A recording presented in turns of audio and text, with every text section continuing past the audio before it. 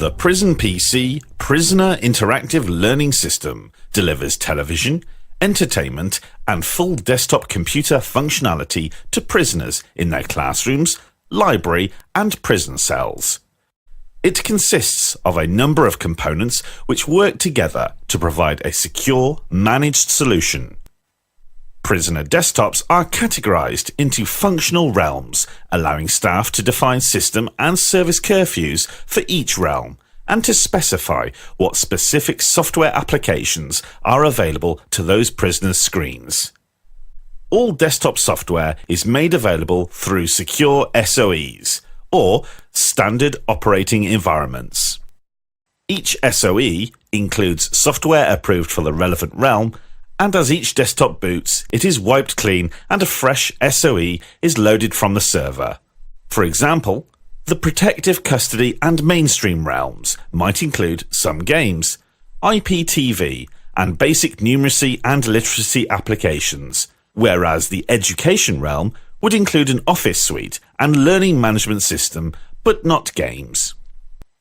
When upgrading an SOE, the staff need only assign the new SOE to the realm. Its member desktops will be reloaded at next boot. There is no need to visit the desktops to load or reload software. Day-to-day administrative functions of Prison PC are performed by staff through the Unified Management Interface. Access is restricted to staff and on only their desktops.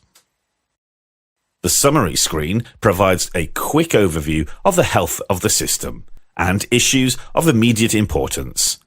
For example, staff can see if there's email in the quarantine queue, how many desktops have booted, system utilization, and so on. The Realms tab allows staff to configure and control a realm's population of desktops en masse. Perhaps send a message to all desktops or instruct them to shut down. When a realm is created, it is attached to the prisoner or the staff network, and desktops contained in that realm can then only be used on that specific network. The Hosts tab provides access to the list of desktops on Prison PC. Individual desktops are restricted to one of the two networks and are assigned to a realm. Specific Ethernet switch ports can be locked to a desktop so that inmates can't move computers around, and to stop foreign devices being introduced onto the network. As more desktops are booted, staff can see them progressively appear in the list of available hosts and can then configure them as necessary.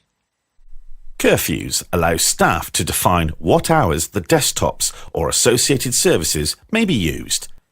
In this example, the inmate realm desktops may boot only between 7:30 AM and close to midnight, and may print only between 10 AM and midday.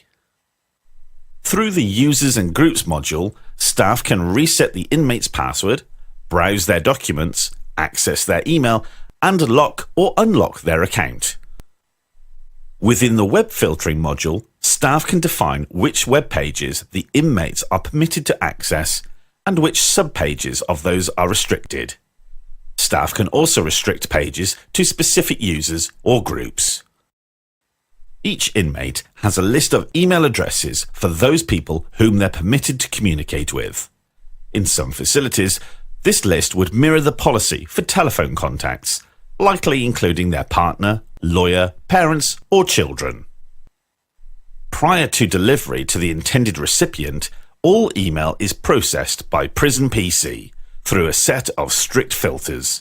Email messages which fail any one of these filters will be quarantined for review by staff.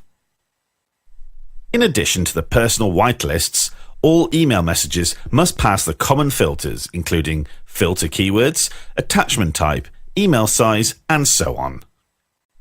Through the email quarantine, staff can approve or reject email which has been caught by the automated filters. A brief summary shows why that particular email was quarantined, and, after review, staff can then allow the email to be delivered or reject it. In this example, the email failed the keyword filter because the sender used an objectionable word. However, it is innocent and hence may be approved. In this example, one inmate attempted to email another. However, as this is not permitted, then the message can be rejected. Unauthorized optical media can be a challenge in a correctional facility, and so Prison PC allows staff to restrict the use of discs to only those explicitly approved.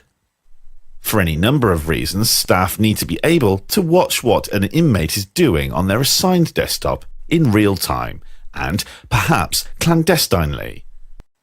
Staff can also send a pop-up message to a specific desktop, shut it down, or boot it up. If disciplinary action needs to be taken, then it is simple to perform an unscheduled shutdown of any individual desktop or all of the desktops in a realm. In doing so, the staff member can choose to warn the inmates, allowing them to save open documents, or alternatively, an immediate shutdown may be required.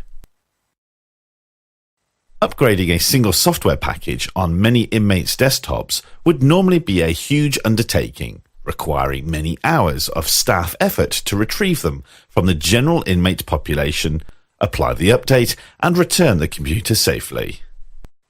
Prison PC, however, allows staff to select a realm, which may contain many desktops, and apply the update remotely without the awareness of the inmates.